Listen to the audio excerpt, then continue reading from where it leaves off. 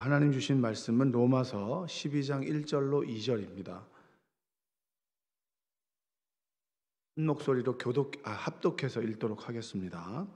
그러므로 형제들아, 내가 하나님의 모든 자비하심으로 너희를 권하노니 너희 몸을 하나님이 기뻐하시는 거룩한 산 제물로 드리라. 이는 너희가 드릴 영적 예배니라. 너희는 이 세대를 본받지 말고 오직 마음을 새롭게 함으로 변화를 받아 하나님의 선하시고 기뻐하시고 온전하신 뜻이 무엇인지 분별하도록 하라. 아멘. 오늘도 하나님의 은혜와 평강이 여러분의 삶 가운데 함께 하시기를 주님의 이름으로 축복합니다. 특별히 작정 기도하시는 분도 계시고, 그리고 여러 가지 또 바라고 원하는 것이 있어서 간구하는 기도하시는 분도 계시고, 이제 고3 수험생을 둔 또 이제 부모님도 계신데, 여러분 기도하실 때 함께 기도해 주시면 좋을 것 같습니다. 예수를 믿으면서 가장 좀 이해가 안 되는 부분이 뭐냐면, 예전에 사형리 같은 걸로 전도할 때 영접 기도문을 읽잖아요. 내가 이제 하나님의 자녀가 되기를 원합니다. 제 죄를 회개합니다. 예수 그리스도를 구세주로 영접합니다. 그러면 그때 이제 전도자가 당신은 하나님의 자녀가 됐습니다라고 얘기를 하는데, 옆 사람은 자녀가 됐다고 얘기하는데 나는 변화된 게 하나도 없거든요. 그렇지 않습니까? 여러분 그런 경험 해본 적 없으세요? 예수 그리스도를 믿으면 하나님의 자녀가 되는 권세를 주셨다. 영접하는 자, 그 이름을 믿는 자들에게는 하나님의 자녀가 되는 권세를 주셨다. 이게 요한복음 1장 12절이잖아요. 그렇죠? 근데 내가 예수님을 구세주로 영접합니다. 내가 예수님을 구세주로 믿습니다. 주님께서 나의 죄를 대신 지시고 십자가를 지셨고, 그러므로 인해서 제가 죄사함을 입었습니다. 이렇게 고백하잖아요. 근데 여러분 감동이 있어요, 없어요? 감동이 별로 없습니다, 사실.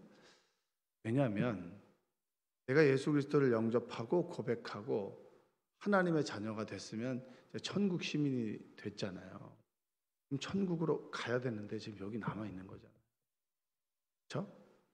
우리는 이 세상을 살아갑니다. 이 세상 속에서 천국의 삶을 살아가기 위해서 천국은 여러분과 저 사이에 하나님께서 임함으로 우리 관계 속에 임하고, 세상과 나 사이에 천국은 임하게 되는 것입니다. 아멘? 근데 문제는 내가 고백하는 거하고 내 삶의 질적인 변화에 극적인 변화가 없다는 거예요. 그게 우리가 느끼는 그리스도인의 딜레마입니다. 여러분이 죄사함을 입었습니다라고 했을 때 우리가 가지고 있는 죄의 속성이 그대로 있습니까? 아니면 사라집니까?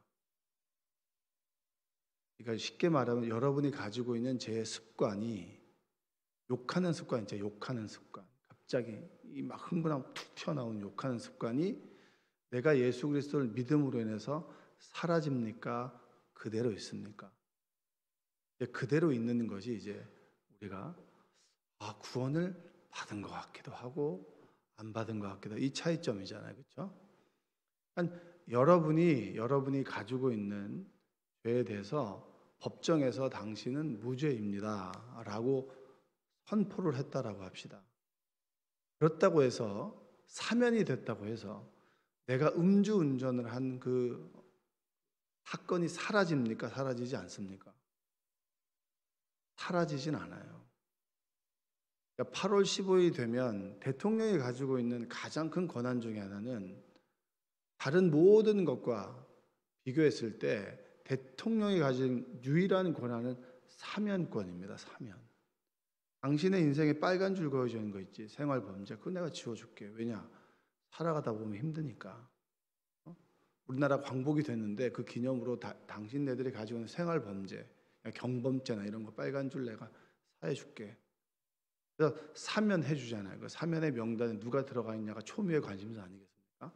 정권에 부역한 사람이 들어갔느냐, 이런 게 관건이 되는데, 예수님을 믿고 하나님의 자녀가 되고 죄사함을 얻었는데, 얻었다고 얘기하고 선언하고 선포하는데 내 내면의 변화는 없다.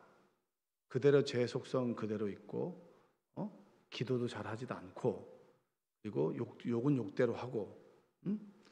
다른 사람한테는 되게 잘하는데 집안에서는 이렇게 달라진 모습이 없다. 이게 이제 우리가 가지고 있는 문제입니다.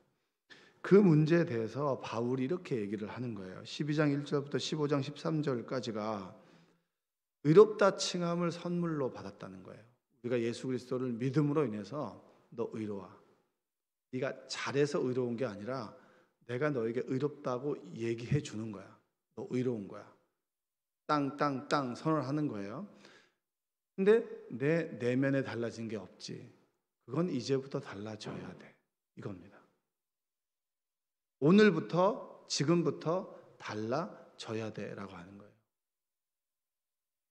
그 차량 운행을 제가 새벽기도 오신다라고 하는 분 때문에 차량 운행을 하다 보면 늦을 때가 있잖아요. 그럼 제가 신호 위반을 할까요? 안 할까요? 봤어요, 여러분? 조절합니다. 인 듯 아닌 듯, 그러니까 신호등이 이렇게 우회전해야 되는데 한 5초 남았을 때 3초 기다리다가 2초 있을 때 슥 지나가거든요. 그럼 위반이에요, 아니에요? 위반이죠. 그런 모습 자체가 달라지려면 좀 더 부지런해져야겠죠, 그렇죠?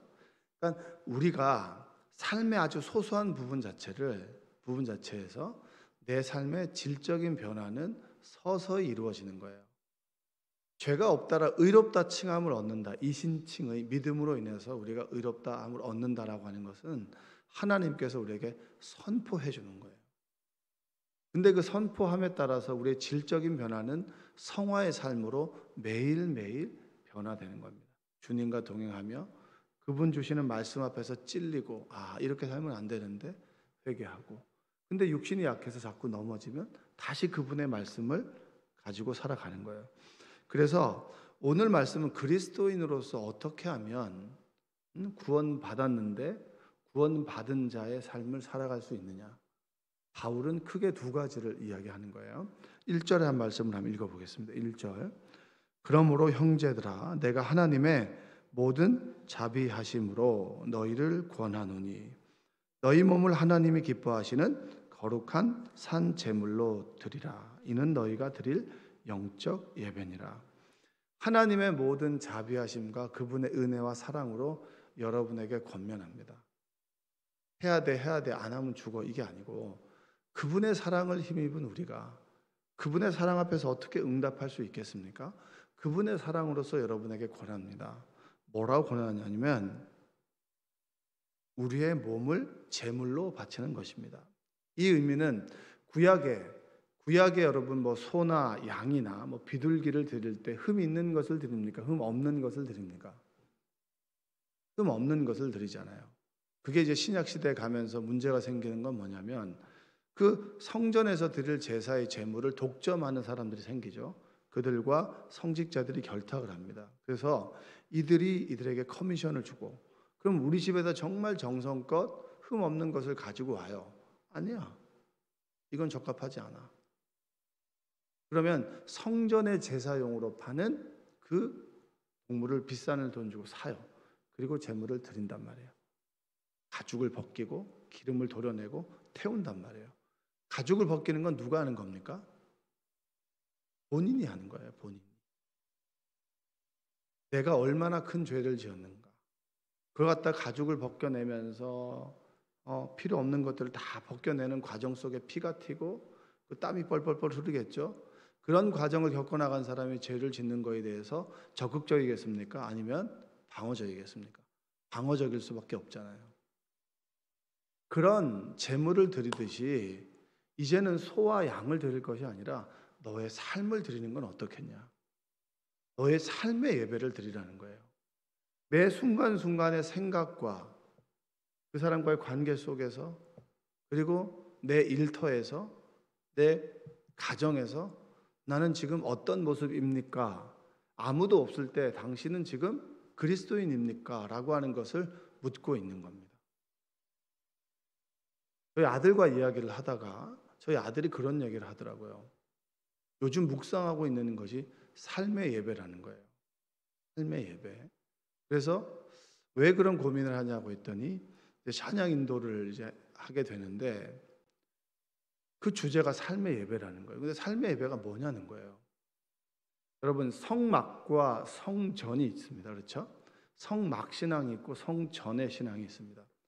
성막은 시내산 앞에서, 출애굽한 이스라엘 민족들이 시내산 앞에서 하나님께서 제사장 나라와 거룩한 백성으로 인해서 십계명의 말씀을 가지고 그들을 훈련하는 겁니다. 근데 말씀대로 살아갈 수 있습니까? 없습니까? 없죠. 우리는 늘 말씀대로 살아갈 수 없잖아요. 원수를 사랑하라라고 하는 얘기는 우리가 원수를 사랑하고 있다는 겁니까? 하지 않다는 겁니까? 공부를 열심히 하는 아들에게 공부하라고 얘기해요, 안 해요? 잘하고 얘기하잖아요. 근데 저희 어머니는 제가 공부를 좀 하려고 하면 그냥 자라, 그렇게 말씀하셨단 말이에요. 그러니까 우리 어머니는 정말 대단한 분인 것 같아요. 좀 더 해라. 일찍 좀 하지. 왜 이렇게 늦게 하냐. 이렇게 얘기하지 않고 그냥 자라. 그러니까 그런 부모님도 계시겠죠. 공부를 열심히 하는 아들에게는 절대 공부하라는 얘기 안 해요. 그만 좀 해라, 쉬어라, 이렇게 얘기하죠. 공부 안 하는 놈한테 공부 좀 해라, 공부 좀. 공부해서 남 주냐, 이렇게 얘기하잖아요. 원수를 사랑하지 않기 때문에 원수를 사랑하라고 하는 거죠. 나 외에 다른 신을 섬기지 말라고 하는 얘기는 뭡니까? 나 외에 다른 신을 늘 섬기니까 섬기지 말라라고 얘기를 하는 거예요. 내 이웃의 아내를 탐하지 말라라고 하는 얘기는 뭐예요? 탐한다는 겁니까? 탐하지 않는다는 겁니까? 탐하기 때문에 하지 말라라고 하는 얘기잖아요. 말씀으로 계속 훈련시키는데 안 되면 그럼 그 죄를 어떻게 씻을 거예요? 재물을 가져와, 성막을 지어, 이렇게 지어, 동쪽을 향해서 짓고 해지는 서쪽을 바라보면 돼. 그래서 식양에 따라서 이 성막을 짓습니다. 성막을 지을 때 성막에 오면 내가 있을 거야. 내가 너희를 만나 줄 거야. 왜냐? 그들이 하나님을 어디서 만나는지 모르잖아요. 이스라엘 민족들은. 그러니까 하나님은 여기 있어. 니네가 이런 방식으로 오면 제사장이 어떤 짐승을 잡아서, 그리고 지성소가 있고 이방인의 뜰이 있고, 거기 오면 너희가 나를 만날 수가 있어라고 얘기를 해주는 거예요. 이스라엘 민족이 이동할 때마다 성막이 어디 있습니까? 그들의 중심에 있었단 말이에요. 요단강을 건너갈 때는 성막을 메고 간 제사장들이 요단강에 발을 내릴 때 요단강 물이 갈라지고 가나안 땅에 들어가게 됐습니다. 그럼 성막은 그들과 함께 있었습니까? 함께 있었습니까? 함께 있었어요. 그런데 이제 다윗이 제가 하나님의 성전을 좀 짓고 싶습니다. 나는 좋은 데 살고 있는데 성막이 너무 초라해 보입니다. 내가 너한테 어떻게 그런 얘기했냐? 내가 너한테 그걸 원했냐? 넌 피를 많이 흘렸기 때문에 짓지 못한다. 솔로몬이 지었죠. 성전을 짓고 난 다음에 솔로몬이 하는 기도가 어떤 사람이든 이방인이든 이곳에 와서 기도하면 하나님께서 들어주십시오 라는 기도를 드렸단 말이에요. 그때부터 우리의 삶 속에는 성전에서 예배를 드리는 것이 중심이야. 내 삶은 성전이 아니야. 이게 참 중요한 거예요. 내 삶 속에서 성막이 따라다니는 거하고 일주일에 한 번 성전에 와서 예배드리면 퉁치는 거하고, 그러면 주 6일 동안은 그냥 막 살아. 성전에 오면 돼. 근데 그 7일째 되는 날에 성전에서도 예배도 똑바로 드리지 않아. 그럼 왠지 마음이 찔려. 제 친구, 예배를 안 드리면 꼭 주중에 이상한 일이 생겨. 그래서 예배를 꼭 드려. 이게 미신입니까? 하나님입니까? 이건 좀 미신적인 요소가 있죠. 주일날 예배를 안 드렸다고 해서 무슨 일이 생기면 우리는 벌써 했잖아요. 여기서도 왔는데 예배를 드리는데도 졸다 가는 사람 예배를 드린 거예요? 안 드린 거예요? 그러면 그렇게 따지자면 그 사람도 이상한 일이 생겨야겠죠. 몸은 여기 있을 때 마음은 딴 데 있으니까. 그러니까 성전 신앙과 성막 신앙의 차이점입니다. 일주일에 한 번 내가 1시간 정도 1440시간 중에서 1시간만 드리면 돼. 그러면 1439시간은 내가 마음대로 살아도 돼? 이게 성전 신앙입니까? 아니에요. 삶의 예배라고 하는 게 뭐죠? 내가 거룩한 산 제물로 드려지는 성전이 되는 거예요. 그게 바로 삶의 예배. 그래서 오늘 1절의 말씀처럼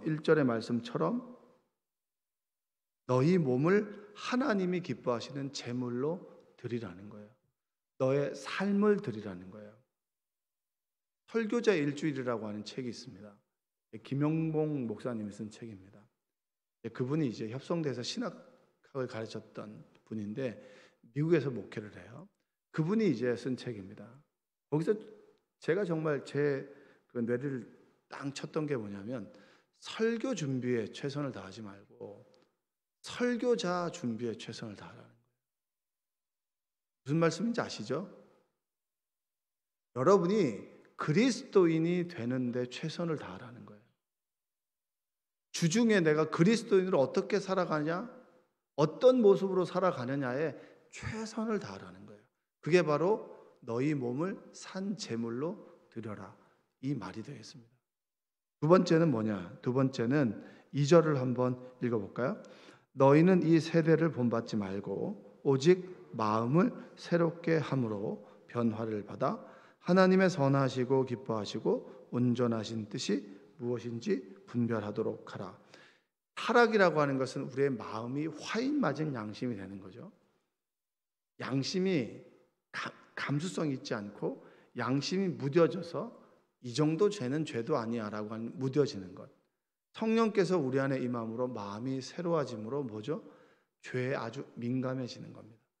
마음을 새롭게 함으로 성령의 은혜를 받아 변화를 받아 하나님의 선하시고 온전하신 뜻이 무엇인지 분별하라는 거예요. 분별하라. 세상과 똑같이 살아가되 다른 삶을 살아가라라고 합니다. 뉴스를 보면 최저시급을 올리느냐 마느냐가 참 중요하죠, 그렇죠? 최저시급을 올리다 보면 사업체를 경영하시는 분들은 직원들의 급여를 올려줘야 되잖아요. 근데 여러분, 거의 대부분의 일하는 사람들은 자신의 급여가 많다고 생각하는 사람은 거의 없습니다. 적다고 생각하죠. 저도 예외는 아니지만, 그러나 가만히 생각해 보면 내가 그 급여에 맞게 열심히 일을 하고 있느냐를 물을 수 있어야 됩니다. 내가 일함으로 인해서 회사가 좀 성장을 하고 있는가? 제가 이 교회에서 사역을 하면서 교회가 정말 좋아지고 있는가? 그리고 성도들이 저로 인해서 행복해하고 있는가? 내가 이만큼 했는데 내가 이것까지 해야 돼, 이런 개념이 아니고요. 내가 정말 이렇게 함으로 인해서 점점 더 교회가 하나님이 기뻐하시고 성도들이 행복해하고 있는가를 스스로에게 물을 수 있는 거. 여러분이 직장과 삶의 자리가 있다면 내가 맨날 이런 거 해야 돼? 내가 이것까지 해야 돼? 라고 하는 개념이 아니라 내가 이걸 함으로 인해서 내 가족이 내가 살아가는 삶의 질이 더 좀 나로 인해 좋아지고 있는가? 이게 세상과 닮아 있지 않은 거 아니겠습니까? 내 권리를 주장하기 위해서 스트라이크를 하는 거 정당한 권리가 될 수 있습니다. 그런데 그 권리를 주장하기 전에 내가 정말로 내 삶의 이 자리에서, 내가 이 직장에서, 일터에서 최선을 다하고 있는가? 하나님 보시기에 부끄럽지 않은 그런 삶을 살아가고 있는가? 6시 퇴근인데 5시 반에는 책상이 깨끗하게 나 퇴근합니다 라고 준비하고 있지 않은가? 정말 그 6시까지 내가 최선을 다해서 정말 일을 하고 있는가? 응? 야근하기 싫다가 아니라 내가 내 일을 하기 위해서 6시 이후의 시간도 내가 회사를 위해서 희생할 수 있는가? 이게 그리스도인의 모습 아니겠습니까? 나는 일이 있을 때는 빨리 가지만 내가 회사를 위해서 내 시간을 좀 더 들여서 늦게까지 일하는 거, 그 기쁨으로 할 수 있는가? 그걸 우리에게 지금 묻고 있는 거예요. 내가 아내로서, 엄마로서의 일을 정말 기쁨으로 감당할 수 있는가? 저는 어떤 일을 계획할 때 항상 기준이 있습니까? 하나님께서 기뻐하시는가? 이게 당연한 기준이죠. 두 번째는 뭐냐면 이 일을 했을 때 성도들이 기뻐할 수 있는가? 양육을 하면 여러분들이 기뻐할까요? 기뻐하지 않을까요? 기뻐하지 않을 수 있지만 끝에 가서 이분이 정말 자신의 신앙 성장을 통해서 기뻐할까 기뻐하지 않을까. 이게 저의 기준이 되는 거예요. 그러면 제 시간을 들여서도 하는 거예요. 새벽 기도를 오고 싶어요. 근데 아침에 차가 없어요. 가면 되는 거예요. 그분이 와서 기도한다는데 제가 제 시간을 드리는 거 얼마나 귀하고 하나님께서 기뻐하시겠어요. 그리고 성도들의 신앙이 성장해서 하나님을 점점 더 알아간다면 저는 제 삶에 보람이 있습니다. 그게 바로 세상과 세상 속에 살아가지만 세상에 젖어들지 않는 거예요. 이게 삶의 예배와 동일한 부분이 될 수가 있겠죠. 나는 대한민국에 살아가지만 대한민국의 법을 지키는 것이 아니라 하나님의 법을 지켜나가는 사람. 대한민국의 법보다 더 위에 있는 하나님의 법을 조차 살아갈 수 있는 사람. 사람들이 이 정도 하면 됐지라고 하지만 하나님 보시기에 부끄럽다면 주님께 나와서 회개할 수 있는 사람. 그 사람이 바로 세상의 법을 조차 살아가지 않는 사람들입니다. 전 여러분들과 제가 그런 삶을 좀 살았으면 좋겠습니다. 조금 손해보면 어때요? 어떻게 하면 손해 안 보려고 하지 말고 주님께서 자신의 몸을 온전히 내어주셔서 우리가 구원을 받았잖아요. 그럼 세상 속에서 어느 순간은 제가 손해볼 수도 있고 또 내 시간을 드릴 수 있고 그리고 호구처럼 살아? 때로 그런 말도 들을 수 있었으면 좋겠습니다. 늘 호구가 되면 안 되겠죠. 회사를 위해서 내가 뭔가를 좀 더 할 수 있고 제 친구들끼리 농담으로 그런 얘기합니다. 우리 나이는 이제부터는 써주는 걸 감사해야 된다. 수 있음에 감사하고 열심히 해야 된다. 그리고 멈춰 있으면 안 된다. 뭔가 계속 배우고 체력을 만들고 체력을 만들어야 건강한 정신이 있죠. 끊임없이 배우고 노력해야 날마다 우리가 새로워질 수 있다. 이런 얘기를 서로 나눌 때가 많이 있습니다. 그냥 그 자리만 지키는 것이 아니라 어떻게 하면 더 잘할 수 있을까? 어떻게 하면 더 그 일을 기쁘게 할 수 있을까? 그 마인드가 바로 다른 거잖아요. 그 마인드가 다른 겁니다. 예전에 첫 목회할 때 그렇게 생각했어요. 그래, 똥이 무서워서 피해? 더러워서 피하지? 근데 가만히 그거는 세상 사람과 똑같은 거예요. 그러면 안 되지. 똥이 들어오면 치워야지. 그래서 제가 막 치우려고 그러다가 치움을 당할 뻔. 부조리한 것에 대해서 내가 막 바꿔야지. 근데 그렇게 부딪히다 보니까 세상이 바뀐 것 같지 않은데 세상을 대하는 태도가 바뀌어 있더라고요. 사람들은 순응하지만 저는 어떻게 하면 방법을 찾아가고 그리고 바뀌어지더라고요. 그게 그리스도인 아니겠습니까? 계란으로 바위를 치면 바위가 깨어지진 않겠죠. 그러나 계란은 변화되지 않겠습니까? 그리스도인들의 모습이 바로 그런 모습인 줄로 믿어요. 불평과 불만이 아니라 감사를 고백하고 써주심에 감사하고 할 수 있음에 감사하고 여러분이나 저나 은퇴가 있잖아요. 교회에서도 은퇴가 있고 그리고 세상 속에서도 은퇴가 있습니다. 기한이 정해져 있어요. 그럼 그 순간까지는 우리가 최선을 다해서 일해야 되지 않겠습니까? 달려가야 되지 않겠나요? 손해보고 자시고가 아니라 끝이 있는데 그 끝에 이 세상 떠날 때 주님을 찬양할 수 있을 정도가 돼야 되지 않겠습니까? 두려워요. 제가 천국 갈 수 있을까? 그거 말고 다만 내비는 말 내 구주 예수를 더욱 사랑 그런 찬양을 부르면서 주님께 부름을 받아야 되지 않겠습니까? 믿는 자녀들의 축복 가운데 부름을 받아야 되지 않겠나요? 그게 그리스도인의 모습입니다. 세상 속에 살아가지만 세상과 다른 모습을 가진 그리스도인. 여러분과 저 할 수 있어요. 주님께서 우리와 함께하기 때문입니다. 여러분 그러한 변화되는 삶, 차별화되는 삶, 그런 삶을 살아가시기를 주님의 이름으로 축복합니다. 기도하겠습니다. 사랑과 은혜가 풍성하신 아버지 하나님 감사합니다. 세상 속에 살아갑니다. 세상 사람들과 별반 다르지 않게 살아가는 삶이 되지 않도록 우리를 인도하여 주시옵소서. 세상 속에 있지만 세상을 변화시키는 삶을 살아갈 수 있도록 주님 도와주시고, 그리고 나의 삶을 하나님께 예배로 드릴 수 있는 삶의 예배가 될 수 있도록 주여 함께하여 주시옵소서. 아들의 시험을 앞두고 기도하는 그 부모의 기도를 응답해 주시고, 그리고 장막을 위해서 기도하는 우리 성도님의 기도에 응답해 주시고, 사업장을 놓고 기도하는 우리 성도님들의 기도에 응답해 주시고, 육신의 질병을 놓고 기도하는 우리 성도님들의 기도에 응답하여 주시옵소서.